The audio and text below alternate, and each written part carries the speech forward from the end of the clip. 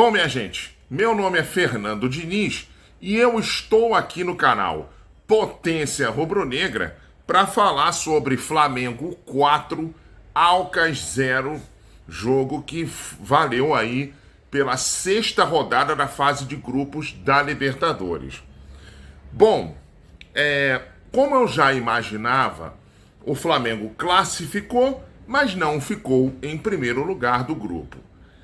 Ontem deu a impressão de que o Flamengo poderia ficar em primeiro, porque o Nublense estava deixando o céu nublado para o Racing, estava deixando a vida do Racing difícil até o comecinho do segundo tempo.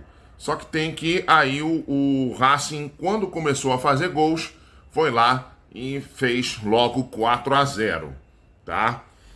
Bom, segundo o SofaScore aqui, o Flamengo finalizou 22 vezes e o Alcas 9.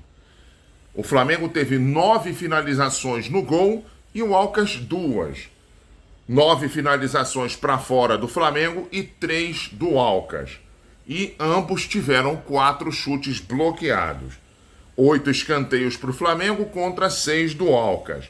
Um impedimento do ataque rubro-negro e 2 do time equatoriano. 16 faltas que o Flamengo cometeu contra 11 do Alcas. Eu achei até esse número bastante alto para o jogo que foi, tá? Não foi um jogo violento e eu achei que, enfim, teve mais faltas do que o jogo mostrou mesmo. E 2 cartões amarelos para o Flamengo contra 1 do Alcas. Bom, o que eu achei do jogo?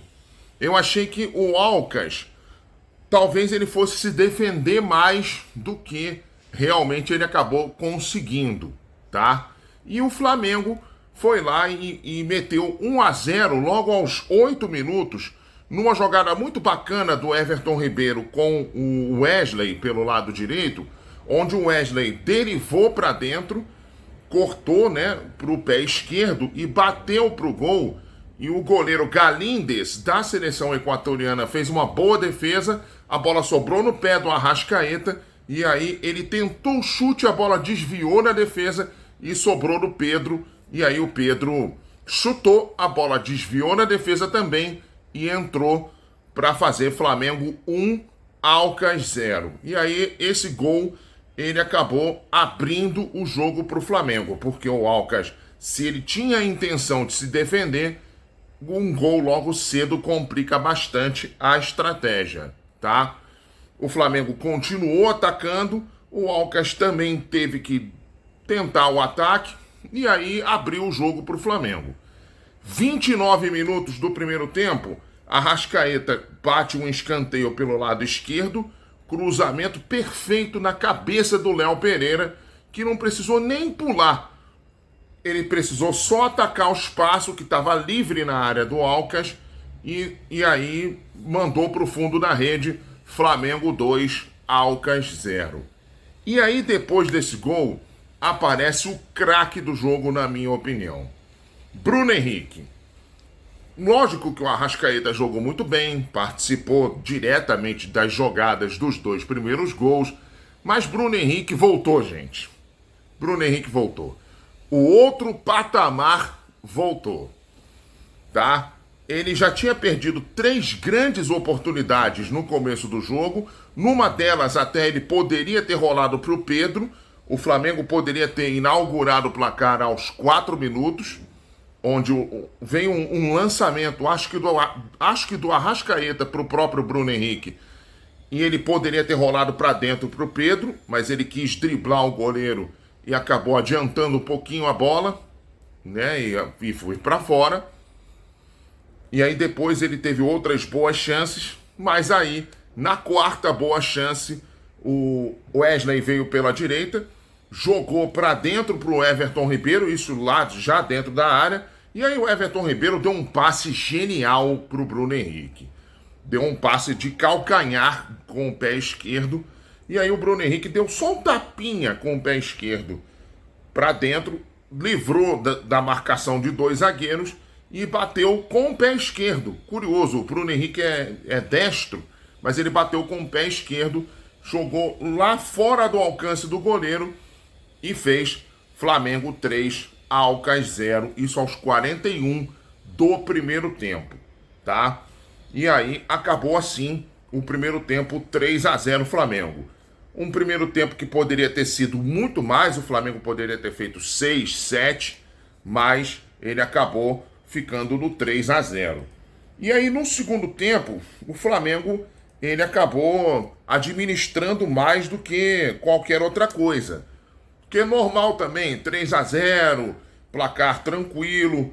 Então os jogadores também, eles precisam um pouco, né, de descansar um pouco, muito embora você tenha aí a volta da data FIFA, o Flamengo voltou na semana passada, mas você tem uma sequência de jogos duros. O Flamengo no sábado pega o Fortaleza, depois na outra quarta já tem Atlético Paranaense na Copa do Brasil, então aí você tem meio que se poupar nesse tipo de jogo, mas mesmo assim, amigo, você vê o que é um entrosamento de 4 anos jogando juntos, né?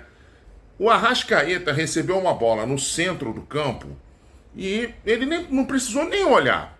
Já viu percebeu que o Bruno Henrique partia que nem uma flecha pelo lado esquerdo, ele lançou lá no ponto futuro pro Bruno Henrique. E aí o Bruno Henrique chegou lá na intermediária ofensiva, partiu para cima do zagueiro, rolou para o Pedro no centro, e aí o Pedro viu que o Vitor Hugo passava pelo lado direito e meteu uma bola maravilhosa para o Vitor Hugo, e aí o Vitor Hugo chegou enchendo o pé e fazendo Flamengo 4, Alcas 0, e o Flamengo aí se classifica na segunda posição do grupo A da Libertadores.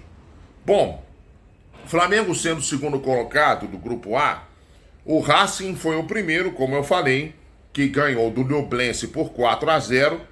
O Racing é um dos possíveis adversários, sim, do Flamengo nas oitavas. Aí outro possível adversário do Flamengo é o Internacional. O Internacional ontem ganhou de 3-1 do Independiente Medellín e eliminou o Independiente Medellín da Libertadores. O Independiente Medellín, assim como o nosso querido Ñublense, vai para a Copa Sul-Americana, vai disputar lá, né, com os segundos colocados do grupo da Copa Sul-Americana para poder ter chance de passar, né? Agora o Internacional pode ser adversário do Flamengo. O grupo C vai ser definido hoje, o grupo do Palmeiras. Se der empate entre Bolívar e Palmeiras, o Bolívar pode cair, vai cair, né?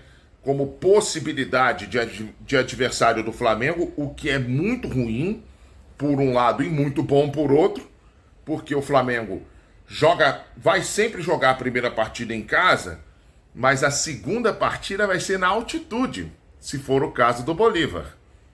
Então é complicado. E o Palmeiras também, né? Palmeiras tem a rivalidade toda, são dois times com qualidades muito parecidas, então é um adversário muito difícil também. O grupo D, como já falamos, definido, D de definido, né? O Fluminense é um possível adversário do Flamengo, porque o Fluminense passou em primeiro e o River Plate em segundo. O Fluminense passou no saldo de gols em primeiro. No grupo E, aí, amigo, vem aí um possível adversário que nos colocou numa encrenca danada nesse ano. Pois é o Independiente Del Valle, que ganhou a Recopa Sul-Americana em cima do Flamengo. O Independiente Del Valle ganhou dos Argentinos Júniors, tá?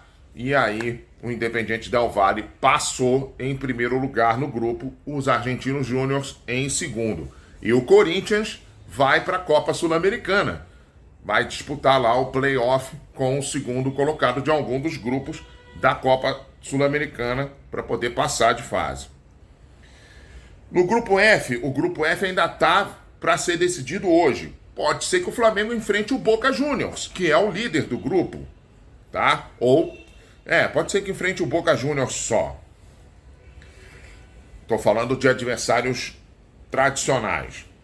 No grupo G, aí vem outro adversário histórico para o Flamengo nesses últimos anos, né? O grupo G já foi definido anteontem, é o Atlético Paranaense.